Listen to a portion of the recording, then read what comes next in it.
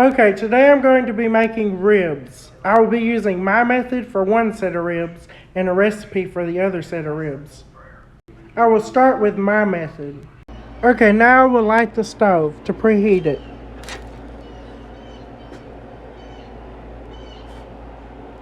Okay, so first I'm going to brine the ribs. So I have 2 cups of water in here heating up with a half a cup of salt in there.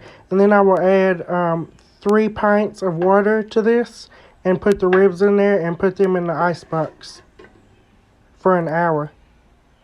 Okay, I added some lemon juice to the salt water, and then I went ahead and put the ribs in there, and I'll leave the ribs in there until the water starts boiling. And then I'll set this whole thing aside for about 30 minutes. Okay, I have brined the ribs. Now I'm going to brown them in butter and lard or bacon grease.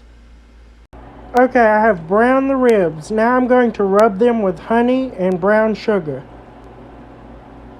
And I will put some pineapples on the side. Okay, I have put the honey, brown sugar, and pineapples on the ribs, but I also ended up adding some black pepper, crushed red pepper, Worcestershire sauce, cayenne pepper, and garlic salt, and a little bit of apple cider vinegar to make the ribs tender. Okay, the oven is at 500 degrees almost, well 450, so I'll go ahead and put in the ribs.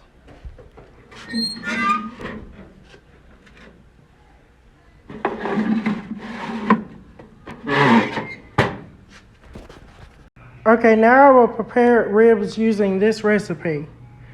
This is the first time I have ever cooked ribs. Okay, first I'm going to add 4 tablespoons of lemon juice and then some pepper, and I will let this sit for an hour. Okay, while these ribs tenderize, let's go check on the other ribs. They're looking really good. Now I'm going to rub the ribs with lard.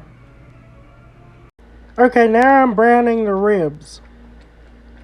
Now I will make the sauce that the ribs are basted with. So I will use 2 cans of tomato sauce. Okay, I've added the Worcestershire sauce. Now I'm going to add 1/4 of a teaspoon of garlic powder. Okay, I have added the butter, the brown sugar, the vinegar, the lemon, and now I will add the red pepper.